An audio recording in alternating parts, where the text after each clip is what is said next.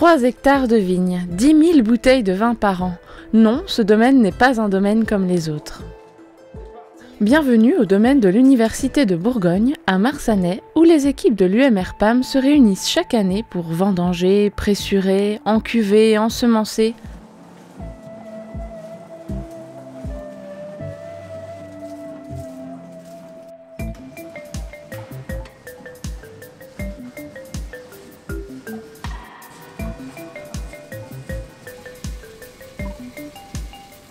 Le vin. Ah, on aime le déguster blanc, rouge ou rosé. Et si on allait voir ce qui se cache derrière? Un petit tour dans le monde des chercheurs qui s'en vont explorer les profondeurs de ce breuvage ancestral et spirituel.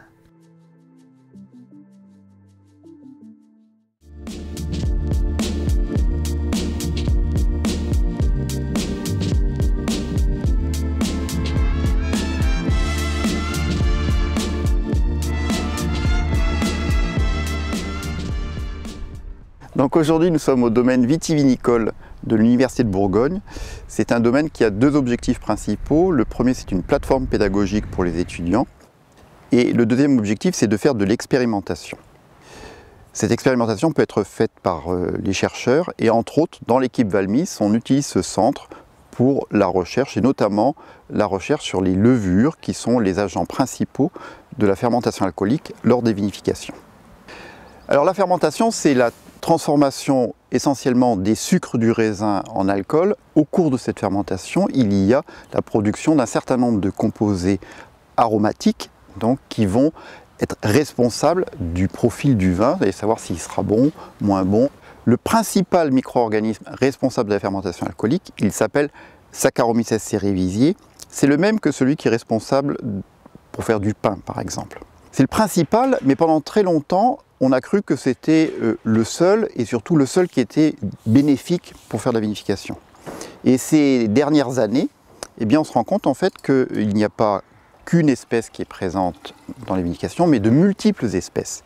Et que vraisemblablement, toutes ces espèces jouent un rôle également lors de la vinification.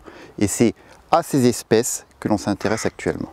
À côté de Saccharomyces cerevisiae, il y a de nombreuses autres espèces qui sont présentes. Certaines sont d'intérêt biotechnologique, donc vont être intéressantes pour la vinification, et d'autres sont des levures d'altération. Donc il est assez difficile de faire le tri entre les bonnes et les mauvaises, d'où l'intérêt de les isoler, de les étudier et de regarder celles qui potentiellement peuvent être intéressantes. Alors pourquoi elles sont intéressantes? Eh bien parce qu'elles vont avoir des propriétés différentes de Saccharomyces cerevisiae qui pourraient apporter plus de complexité au vin, ou plus d'arômes, ou tout simplement faire des vins différents de ce qui est produit actuellement. Vous avez tout compris sur les levures et la fermentation? Et si on allait voir maintenant ce qu'il se passe dans les labos de l'UMR-PAM? En fermentation, les levures vont rentrer en compétition vis-à-vis de certains nutriments, comme par exemple l'azote, l'oxygène ou les vitamines. Et ces phénomènes de compétition vont avoir une incidence derrière sur le profil aromatique du vin. Le nutriment sur lequel je me suis intéressé, c'est l'azote. Donc, sous le terme azote, moi j'ai plus précisément étudié les acides aminés et l'ammonium. Donc ici on a nos échantillons avec notre mou qui est en fermentation. Donc là on a l'échantillon au bout d'1 journée de fermentation, 2 jours de fermentation et 3 jours de fermentation. Donc on veut savoir quelle est la concentration de chaque acide aminé et de l'ammonium au cours du temps. On va pouvoir détecter tous nos acides aminés. Ici, vous avez une représentation de tous les acides aminés. En vert, on a la concentration initiale de nos acides aminés, puis au cours du temps, au cours de la fermentation, on voit que le pic diminue, ce qui représente une consommation. On va pouvoir déterminer quels sont les acides aminés consommés par la non-Saccharomyces, qu'est-ce qui reste pour la Saccharomyces cerevisiae derrière, et enfin, quelle influence ça va pouvoir avoir sur le profil aromatique.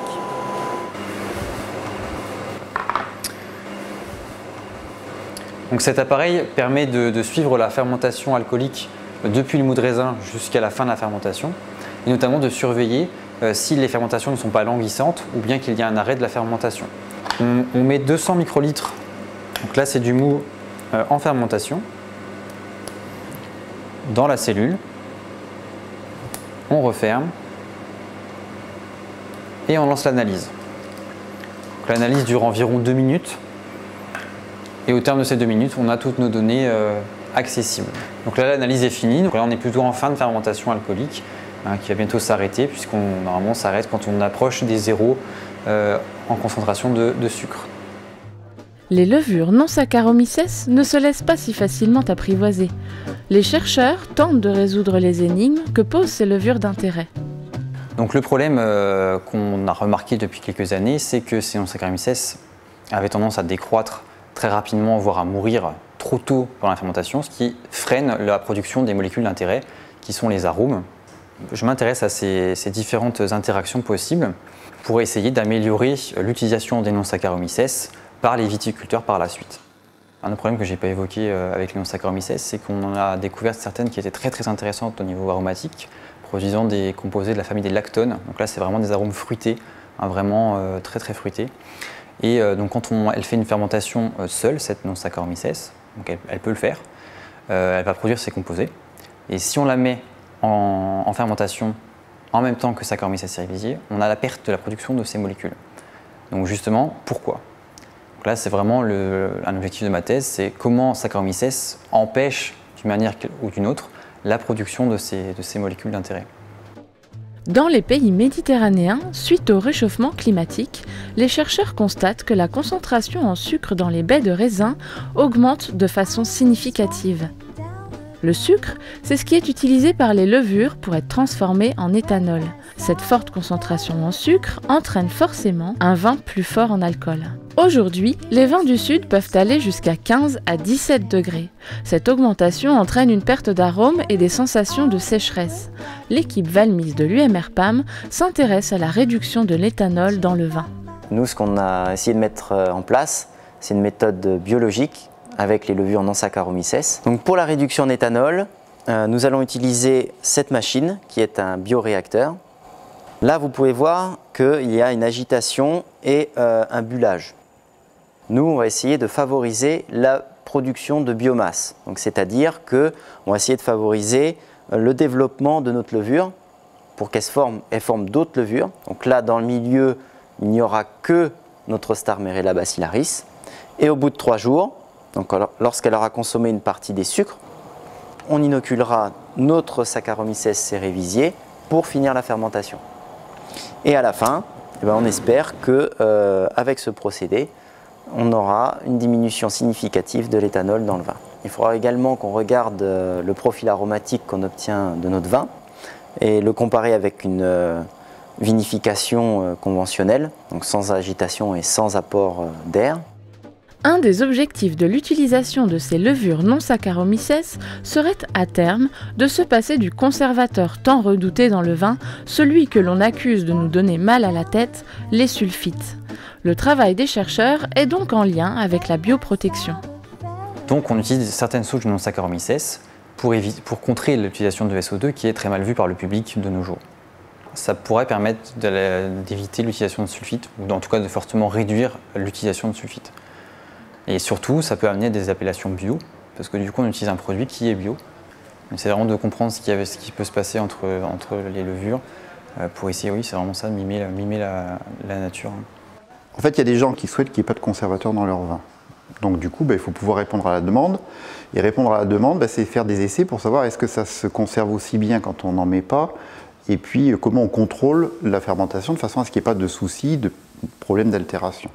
Donc c'est ce qu'on a fait cette année. Donc là, on a une cuve dans laquelle il n'y a aucun sulfite, aucun conservateur en levure indigène. Ici, on a une cuve en levure indigène, mais avec conservateur. Donc c'est du classique, c'est ce qu'on trouve classiquement. Et puis là, donc c'est un essai donc sans conservateur, mais où on va essayer de maîtriser un peu mieux la fermentation. Donc on utilise une souche non Saccharomyces qui est Mechnikovia plucherrima. Et derrière, on rajoute une Saccharomyces cerevisiae 48 heures après pour assurer la fermentation alcoolique. Donc on espère d'une part avoir un vin aussi bon et peut-être meilleur que le traditionnel. et de mieux maîtriser la fermentation que lorsqu'on fait en indigène sans sulfite. Donc quand les vins seront finis, eh bien on fera des analyses, et notamment de l'analyse sensorielle, pour comparer les 3 vins obtenus et essayer de voir si on a réussi à maîtriser la fermentation et contrôler les levures qui se développent, notamment en absence de sulfite.